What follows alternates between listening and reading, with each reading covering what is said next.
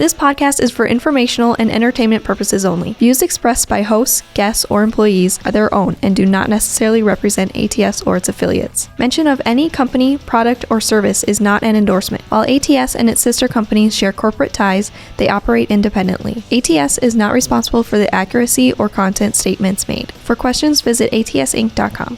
All right, with Blitz Week coming up, we have a lot to cover in this episode of Beyond the Road, the ATS podcast. Once again, I'm Eric, your host. Tremendous guest with me today. If you guys want to take a little moment and introduce yourselves, kind of your name, what you do at ATS, how long you've been here, all that good stuff. I'm JP. I'm a safety specialist, driver trainer, and I've been here about a year and a half now. I'm Chris. I'm the compliance manager. I've only been here since July last year. July? So okay. All right. Well, appreciate you guys coming on the podcast. First question is, what is Blitz Week? Yeah, it's been made the last several years. I think like 2017 or 18, and it was still in June. Yeah, they switched it at some point, I think. I mean, that's more Chris's thing. Yeah. Yeah, so Blitz Week, it's the biggest, most infamous of a series of specialized enforcement events that the CVSA, or Commercial Vehicle Safety Alliance, puts together. Okay. It is the biggest and the most noteworthy. That's why it's earned the phrase Blitz Week. Yeah. Not a lot of folks really care about Operation Safe Driver over the summer, or I forget the one that happens in the fall. Brake Safety. Brake Safety Week. But the easy way that I've always described it to new drivers is that if you just think about how many reserve officers there are in the world, every single one of those is a blackout week for PTO. So all the enforcement officers are on the road, all the commercial vehicle enforcement scales are going to be open. Some states like to get a little creative with it as well. Back when I was a driver, however many moons ago that was, I was driving through Texas during Blitz Week, and they actually opened up the Dallas Motor Speedway as a mobile weigh station. That they're pulling trucks off the freeway and saying, yeah, go up to the speedway, and trucks were getting inspected on the racetrack. Wow. So some states get a little creative with how they manage that huge volume of inspections that have to happen every year. One of the things to it is that there's always a focus every year. So this year, there is a focus on tires and tire damage. And then from the driver's side, there's a focus on false logs and hours of service. Very specific. They're looking at falsified records. So, a couple things that'll cue a inspector in on what they should be looking for. It's going to be anything that is an evidence of tampering. Okay. Right? So any kind of unexpected jumps in odometer readings on your logs, what they call a ghost driver, which is if you say you have a co-driver, but you're the only guy in your truck right now. Okay. Well, who is your co-driver? Another one would be improper use of an exception. You're talking about RGN. A lot of times, oversized, overdimension, they have some exceptions around the 8-hour rule that they can use. Okay. If you're trying to use that exception, but you're not on an RGN or not on a flatbed, that's going to raise some questions as well. Talk a little bit about what are the issues that they're looking for with tires? Yeah, I mean, it's the most vital part of the truck, most would argue, right? It's what's connecting the truck to the road. So really, it's a surface level thing. We're looking at our tread depth. Do we have legal tread depth? Are we up to our full rated PSI? Are we fully inflated? Are we trying to roll on a flat tire down the road? Is there any material missing? Can we see any of that structural component underneath the tire? Okay. So it's a lot of real surface level things. I think that's one of the funnier things about Blitz Week is that a lot of drivers think that, they're going over my truck with a fine tooth comb. But when you look at what drivers are getting put out of service on, it's kind of those surface level things that are pretty easy to spot when you're just doing a basic walk around. Right. Okay. How can a customer or a shipper, kind of partner together to ensure, they've got their expectations to meet, this load needs to go from A to B, but are there anything that they can do to kind of help succeed as a partnership, as opposed to, hey, I'm just a shipper, I need you to do this? As a driver, I don't really know if there's because it's not really anything their responsibility. I mean, everything they're required to do anyways, they already do, and making sure the bill of lading is in proper order and everything's correct on it. And that's really the only thing on their thing. I guess if it's a shipper that maybe is, housing our trailers and stuff, don't rip off the mud flaps that week. But yeah, it's not really much responsibility of the shipper to make sure that our equipment is in proper working order. That's entirely on, our drivers and the company as a whole. I would say the only thing shipper really needs to worry about is, yes, there's going to be tighter capacity that week. Right. There's going to be a lot of guys that take off that week because, for one reason or another, whether they know they have some issues with their truck, they can't afford to get fixed in the moment, or they just always have their yearly fishing trip that week, whatever it is. It's going to be a little harder to get a truck out there to pick that load up. So I imagine, and you would know much more about this, but freight rates would go up a little bit during that week. It's up and down depending upon the year, really, too. Yeah. I mean, I remember there was a couple of years ago, I think, right, 2019, I think, like we were anticipating a crazy blitz week, and it seemed like it was a minor bump in the road. But then a couple of years ago, it was absolute chaos, and you couldn't find a truck almost anywhere. So, definitely, like you said, trucks, carriers, will hop off the road, and not necessarily. It's some of them probably have some issues, can't afford it, or just kind of that's kind of how they operate. But I think a lot of it can be the capacity crunches, not necessarily because you're a bad partner or a bad carrier. I think it's just like you guys talked about, like the hassle of dealing with it. Like, do you want to go spend a day at Dallas Motor Speedway, like getting weighed and getting checked out, where maybe you just take a week off and like I don't want to deal with it. Yeah, it goes to that driver adage of if the tires aren't turning, right? And the more time you spend sitting at that scale house or mobile weigh station, whatever the case may be, that's time that driver's not making money. Right. And that's the way that they're going to see it. Yep. But ultimately, I think it really just comes down to communication, right? Being open and honest with your customers, with your shippers, and just saying, hey, May 13th to the 15th, this is what I can reasonably expect for you. We'd appreciate if you'd help work with us. Yeah. Because I wouldn't even argue that it's necessarily that you're going to get held up a long time by a driver or a truck being put out of service, so much as, well, this weigh station's open and this one, and where we would be able to bid something out for 300 miles at, a couple hours. Well, no, they're going to get stopped, and a level 1 takes about an hour and 45 minutes to 2 hours. And that's if they're going by four weigh stations on a route, okay, well, that just added 6-8 extra hours onto that time quote. Hold on for a second. I was unaware of this. So what you're saying is, like, every weigh station they go through, I mean, they pass a weigh station, they have to hit into that weigh station when it's on the route if they were just in one couple 100 miles down the road. Yep. And then they'll hit that, and then they'll be inspected again. Typically, there's no guarantee. Yeah, there's no guarantee. But there's a possibility, or likely possibility. I mean, one of the things too is if you pass the level 1 inspection, typically you get a little sticker on the side of your windshield that would tell other people. And I don't know if there's no official policy, but the rule was always, hey, if this truck has a sticker, and depending on what corners cut, like we leave this guy alone for 3 months, or maybe, so. And there's a lot of people that will go into California and they will actually pull into a weigh station. Maybe they got the bypass and they'll ask to be inspected. Okay. Because they know, hey, at this scale, they do everything really professionally and everything like that. And so they walk in and say, hey, can I get inspection here? And because they know once they get that sticker, and from California too, they're pretty much golden. They're pretty good anywhere. Yeah. It's a golden ticket. But I think a lot of Blitz Week, there's a lot of fear about the DOT, the all-powerful DOT. And there's a really unfortunate misconception that DOT officers are out to get truck drivers. And they hate truck drivers. And I've never personally seen that. Every DOT officer, inspector that I've dealt with has been the utmost professional. I mean, they're just like, they want us to do our job safely, and they want our equipment to be safe on the road. Right. I've had a couple times where, I probably could have got a violation, and the officer's like, hey, you know what, maybe this did just happen. Maybe you're telling me the truth. I'll cut you some slack. You get this fixed, and then, whatever it is. But I think, unfortunately, people just have a negative opinion that DOT hasn't really deserved.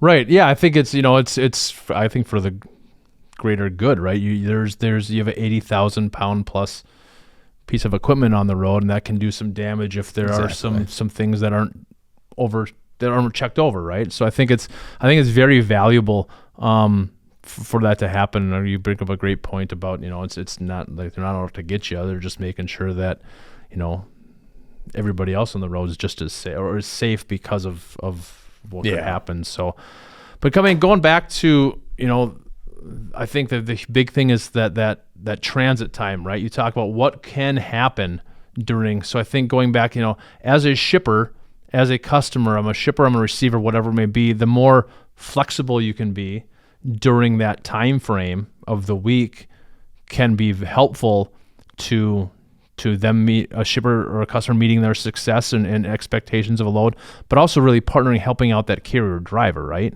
Absolutely. Because you want to, hey, we're factoring, and there could be, a couple hours or 6-8 hours added time if there's multiple inspections and weigh stations to go through. And so maybe, hey, we try to factor in like 500, 600 miles a day that a driver can go, just to on the safe end with our customers. And we tell them, hey, let's just factor in 500-600 miles a day. That includes loading, brakes, all that 24-hour span, right? But maybe, you're not scheduling something, hey, pick up at 3:00 in the afternoon and deliver at 8:00 in the morning on 600 miles, because that could happen if, you have that appointment. Hey, let's be a little flexible or open here, especially during this week, right? Yeah, absolutely. I guess also make shippers or receivers aware, like if you're getting a level 1 inspection and you have a dry van, they're almost for sure going to open up the doors on that. So you're going to be getting a load that doesn't have the proper seal. I mean, they will document it on the bill of lading and all this stuff. Yep. But I have gotten the side eye from a couple receivers, and I'm like, well, call that officer then. He'll explain to you that he did an inspection and checked my securement inside the dry van or whatever it is. So very valid points on that. I never even thought of, really. Yeah. So because DOT doesn't need any real reason. They can break open your seal at any moment. They just see you drive by and see your trailer squatted a little funny. No, we'll open you up, see what's going on in there. Okay. Yeah. We dug into kind of what's going on, but like when is Blitz Week? I mean, for May. Yeah, so for May this year, it's May 13th through the 15th. It's 72 consecutive hours. That's what the CVA puts out, or CVSA. Sorry, I always miss the S. Do you work in compliance? But the CVSA, that's their formal official 72-hour window. Yep. States are more than welcome, and actually it's an international thing, so states, territories, provinces, you're more than welcome to extend beyond that or start beforehand. One state that I can just think of right offhand is Georgia has a tendency to do a big build-up a few days before the actual launch time of Roadcheck Week. Some states, too, will also try to line training days up with that leading up to it. So it's not that it's just those 3 days that we're going to be really getting hammered home on, but really it's probably a week before and a week after, so possibly even 2 full weeks, 14 days, where we would see that need for flexibility having to come into play. Right, and something to plan about, because I was just looking at my calendar. So May 13th, that's a Tuesday, right? So it's not like suddenly, hey, I'm going to grab this load, pick up Monday quickly, and off I go, right? If we're going to see some constraints in the market and the capacity of available trucks and rates affecting customers, that's gonna take into effect at least the weekend, and possibly even a bleeding in a little bit the week before. And then you look at, like we talked about transit times too, is suddenly, hey, if it's finally done on the 15th, which is a Thursday, boom, suddenly all these are, what kind of capacity is out there for Friday, over a weekend, right? And miles needed to kind of get back what you had sitting for the week. So we talked about kind of the impact of kind of the rates, right? We have some drivers, smaller carriers, owner operators, possibly more so them. Obviously ATS. I mean, we stay on the road, right? We're continuing. I mean, we're always inspected. Can you talk a little bit about that? Like, is there as a ATS, as a carrier, a larger carrier in the industry, like how often are our trucks inspected, within our shops? And making sure we're reliable on the road. Oh yeah, safety lanes. Every single time a truck rolls through one of our terminals, they have to go through the safety lane. Okay. So that's just a general walk around. I guess closest would be like as a level 2. inspection, just kind of a walk around. We have certified mechanics out there looking at stuff, just trying to catch things maybe the driver missed during their pre-trip. It's never a bad idea to have a second set of eyes look at stuff for you, because Chris and I can both go out and pre-trip the same truck, and we could probably find different things wrong each time. So I mean, ATS definitely has a lot more safeguards in place to make sure that nothing is getting past and we don't have these issues when we get pulled into that weigh station or get a roadside inspection. Smaller carriers, one thing they can do, a lot of shops will offer what they call a mid-trip inspection. Don't quote me on the price, but if you go up to a lot of different shops, they'll have something. You go in, you talk to the mechanic, hey, could you do some kind of mid-trip, or could you just do a walk around? And they don't charge a lot of money for it, but it's always nice to have that second set of eyes on things. And then you have to get a federal DOT inspection done every single year. I tried to get mine done every May. That way I know, hey, I got it done. I just had a certified shop look at everything. They gave me a list of repairs I need to have to be DOT compliant. And then when I go through Blitz Week that month, it's not so bad. Okay. Is there anything, I guess if you get that taken care of and that mid-trip inspection or have that paperwork, I guess, are you able to utilize that as a driver? If I'm in transit with a customer's load and I get pulled over and we talked about, 1.5 to 2 hours for a level 1 inspection, or getting pulled into a weigh station, can that help reduce, if you kind of... So the mid-trip alone, it's not going to be a get out of jail free card. So I think it's important that we highlight that. The important thing there is having that second set of eyes to double check, is there anything that I missed as the driver? Okay. If you get a roadside, however, that can potentially help you. I've had it before myself as a driver, where during Blitz Week I had an inspection in, I think it was Pennsylvania, like Erie, Pennsylvania, and then I crossed the border into Ohio. I didn't make it more than half an hour or so, and I got pulled over right away. And same thing, officer going, yep, you're eeny, meeny, miny, I choose you. And I held up. I'm like, well, can I get a get out of jail free card? Because I just got past a level 1 not even an hour ago. Yeah. Handed it to the officer. He went back to his squad, came back up, and he's like, well, I guess, sure. Okay. And I was lucky. I'll admit that I think for me in that case, that was a lot more luck than anything. But yeah, maintaining your records is always going to help you, and it's never going to hurt you.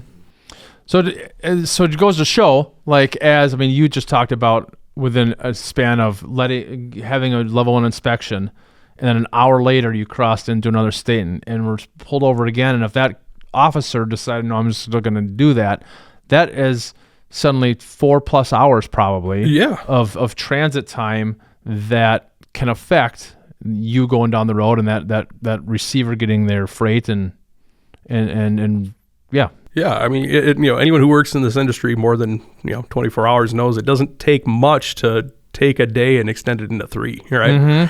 And going back to JP's point on the CVSA sticker, the way that is worded is that if you get the sticker, you may be chosen to bypass, I think is the way they word it, right? Okay. That sticker doesn't guarantee you to get the bypass lane. It just increases your odds. But if that officer feels like, well, you know what, I think I have just cause, because, he has little orange sticker in his windshield, but I see that mud flap is dragging down the road, your little orange sticker isn't going to do anything for you. Right. And that's the thing, too, I think, like you mentioned, like you could pass a check, or you could get loaded in the morning and do your pre-check. And I think that what we've discussed before is what can affect, why drivers get off the road, is that you can do all your due diligence, right? And something you're mid-trip, and suddenly maybe a trailer light goes out or mud flap happens. 5-gallon bucket kicks up out of the ditch and you run it over and knocks out an airline. And every DOT officer has heard every driver say, I swear it wasn't like that last time I looked, and I just hit something. And so unfortunately, a lot of people using that excuse is kind of ruined it for the people that actually did happen to, but occasionally they'll buy it. So then, that's probably a little bit of, as a possible owner operator, if I'm not running, or that does happen mid-trip, if you're put out of hours, if you're put out of service, hey, I'm in the middle of my transit, my transportation to the receiver, and I have a trailer light go out. And so I get pulled over, inspection looks, hey, your trailer light's out. Is it, hey, you can't move till you get that fixed? I mean, can it be as vital as, it can be important as that?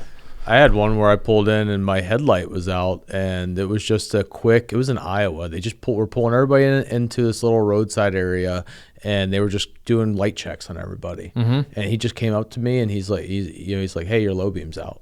That was simple as that. He's like, you're good to go. Just, get it fixed. Okay. So I don't know if I just had like a really honest face and he just trusted me or whatever. Or he was just quite simply doing his job. Like, hey, your light's out, just to let you know. But no ticket, no nothing, no warning. It was, pretty nice. But if could that have happened where, hey, your low beam's out, you're not driving until you go. Yeah, I mean, the truck's staying here until you get a taxi or an Uber to go pick up a light ball. Or a Road Pro come out to that scale that you're sitting at. Yeah.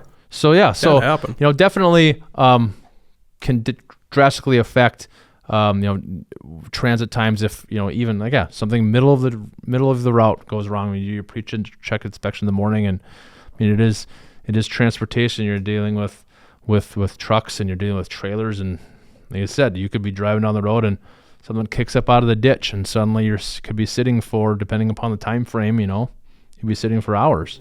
So, as a shipper, really concentrating on, flexibility. I think the driver and the transportation company and their customer, I think no time other than Blitz Week is more important than that communication that you guys talked about, right? Yeah, absolutely. Communication is always going to be key, right? I mean, that's what makes or kills relationships. If you're a carrier and you're sitting at a scale and your phone's going off, and that's your broker, your customer service rep blowing your phone up, and you're not telling them that, hey, I'm in the middle of a level 1. What's that going to look like on the other end of the phone? I was a true owner operator. I had my own authority, and I've been leased on other companies, and crap does happen. I've been late for pickups, late for deliveries, whatever it is. But the reason I always got to work with that broker again is because I told them right as soon as I knew something, I let them know. Right. Because that's the one thing they want to hear more than anything. Because again, you're answering to that broker is then answering to that customer. Right.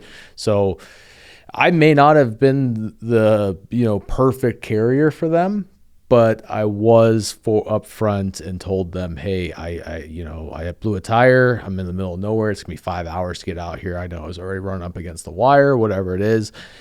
You gotta give them some time so they can work for you. Right? Yeah, definitely. It's just that whole line of communication, right? Because when a driver's, when something does happen on the driver's side or the carrier side, having that proactive communication or talking about that. I mean, we want to help out our customers, and our customers succeed by knowing, hey, this is what's going on right now, and we want to know the right ETAs. And I think a lot of times we'll be there in half an hour. Are you going to be there in half an hour? Or is it going to be an hour and a half? Like if it's going to be an hour and a half, tell us 2 hours, right? But I'd rather say 2 hours and we show up an hour, half hour early than that continual phone tag. So I know as a customer, as on the sales side and building those relationships with our customers, we definitely want to share the bad news in an appropriate way, and providing them the right information so that they can make plans accordingly. Because they're going to be upset. There's going to be a little road bump or a little hiccup in kind of the needs there, but it's better to have that. And here's the solution, and that be the solution, as opposed to, we have a problem, here's the solution. Okay, that's not the solution anymore. Now it's this solution, and then it's just like it's a snowball effect, right? I think unfortunately there are some drivers and maybe even some carriers out there that have this kind of, and I keep using this word, misconception that, if they are upfront and forward about like the time frame and maybe they got behind in something, they're just going to be like, cancel load. Like, no, you have their product on you. Of course they want it. I'll just show up whenever and they'll get me unloaded. No, they have a schedule. They have their things to meet. I mean, maybe I've had plenty of people. I was upfront like, hey, I'm going to be a little late, whatever it is. And then, cool, when you get here, it's going to maybe take us a while, but we'll work you in. Right. I have something on me they want, their product that they purchased. So, Right. It's not like they're just going to let me sit out there for 48 hours waiting for them to, oh yeah, well, we got nothing going on for an hour. We'll get to this guy now. Yes. That's yeah. The other thing, just communication. And things do happen, and everybody should understand, like you said, like if you've been in the transportation industry for more than a month, or what the time frame was, like something, there's issues abound. But just on the shipper side, just understanding that, and that, it's really partnering yourself with a carrier or a broker that's reputable and wants that long-term partnership, right? Like we continually work on making sure we have the right communication to our customers, but also making sure on the operation that we have the right carriers. Because if we keep detailed notes, we keep heavily vetted information to ensure that the carriers we're putting on our customers' freight, if it's ATS, great. If it's not, it's great, because we do have a very robust network of reliable carriers to ensure that happens. So just making sure on that side, that things do happen, but open communication across the board certainly is helpful. So yes. Along with Blitz Week, I guess overall in the month, is there any tips for drivers as they plan? We're kind of jumping almost right in here to April, but really focusing on the Blitz Week throughout May. And we talked about it really affecting probably the week before and even the week after. So suddenly it's, probably a week and a half, maybe 2 weeks that it affects. That's half May, right? So as a driver, what are some things that you can do, or tips for drivers for the month of May? I guess my two would just be, and you should always do this first one at all times, but have extra stuff on you. If hey, maybe I'm going to have that freak light bulb go out. Have extra light bulbs on you. Have extra headlights. Have extra coolant. Have extra oil. Have all that extra stuff. Don't be that guy that just plans on, oh yeah, whenever we get to the next truck stop, I'll buy an extra couple gallons of oil. And then you go there and you're like, oh my God, $30 for a gallon of oil. There's no way I'm paying those prices. And then that's when you actually need the stuff. Right. So just always be prepared. Unfortunately, I think it's one of those things that I didn't know I needed to carry a tool on me until I get into the situation where I'm like, what, that Cobra wrench really would have been really handy right now. So next time I'm home, I get a Cobra wrench. Number two, and this is kind of more of an old school mentality, but going around the weigh station doesn't guarantee that you're not going to get inspected. I'm going to get butchered for this because I know I'm saying the wrong city of Manchester, Tennessee off of 24. There's a very easy way to get around that scale house there if you're heading towards Nashville. Thing is, I see more often than not the guys that get off of that exit and then take that quick detour. Yeah, they're getting pulled over because the cops know, the DOT know this is the way people get around. So who are they going to focus on? The person doing their job properly and going through the weigh station and doing everything right, or the person that's trying to circumvent that weigh station and get around? I've gone through a couple, especially in Wisconsin, where that weigh station was closed. That weigh station is always open between 8 a.m. and 5 p.m. and it's closed because they're focusing on the back roads everybody goes around. Okay. Right. Yep. So yeah, that's it. They're gonna not just be at the weigh stations. They're gonna be anywhere they possibly can. If they know drivers will take that detour, they will be watching it. Okay. Oh yeah, that St. Croix weigh station here in Minnesota. They even put a little back road out the back side of the parking lot to get down to the, I forget what name of that road 95? is. That? Yeah, 95. That's right. Yeah. Well, that was always such a bad road because you're going through Stillwater and all that stuff. Like really beautiful scenic, route. But yes, DOT is watching that road. Okay. Yeah. So, some key takeaways, I think just, flexibility and open communication, understanding that the Blitz Week isn't just 3 days in the middle of the week in the middle of May, right? It can start really putting impacts the week before, and even trying to get capacity back on the road, the week after, and based on, like I talked about mileage, the shorter miles stuff can be a little bit more difficult if there's a lot of guys heading off of the road, or a lot of carriers off of the road. Because you got a Monday window and a Friday window. So understanding week before, week after, really planning and talking to your transportation partner to make sure that the plans that you and their customers have in place for their freight are being met, and how can you best be flexible and with transit times, days to ship. If you can ship it earlier, if you can wait a week, it could be a lot better capacity wise, price wise, even meeting the deadlines and the guidelines of that freight. Like you talk about, just really understanding, hey, Blitz Week can really put some lengthy delays as drivers are transiting across the country. So check out I think Mike will put a link. I think we got the 2025 Blitz Week information. There's that cheat sheets on there about what they're looking at, what they're looking for. So if you, as a shipper or a customer, you want to take a look at, exactly what things are they looking for. But yeah, check out the Learning Hub. Always great information out there, not only with kind of what Blitz Week is. I think it's our number one. I think if you go on the Google machine, you type in Blitz Week, I think ATS is our Learning Hub articles is number one on there. But along with that, we've got, what to expect in May.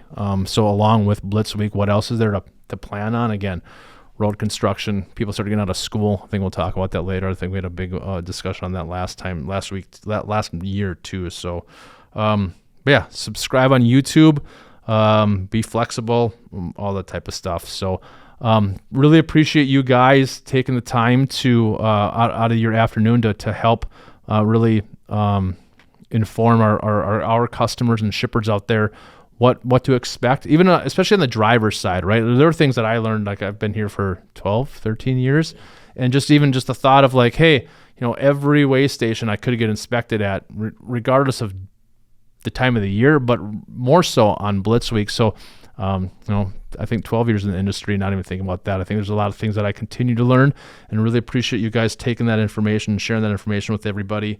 And I guess teaser next episode with Justin and I think Director of International, Jay, our VP of International, sorry, Jay, our Vice President of International. We're going to be talking about kind of the tariffs and kind of everything we need to know about them. So, tune in for Justin's podcast, I think, here in a couple weeks. But yeah, I just want to, again, sincerely appreciate you guys for taking the time to come share and enlighten me a little more and enlightening our listeners in our podcast. So leave some comments. And again, I'll probably end up we need to do a comment reply podcast in the near future. Thank you.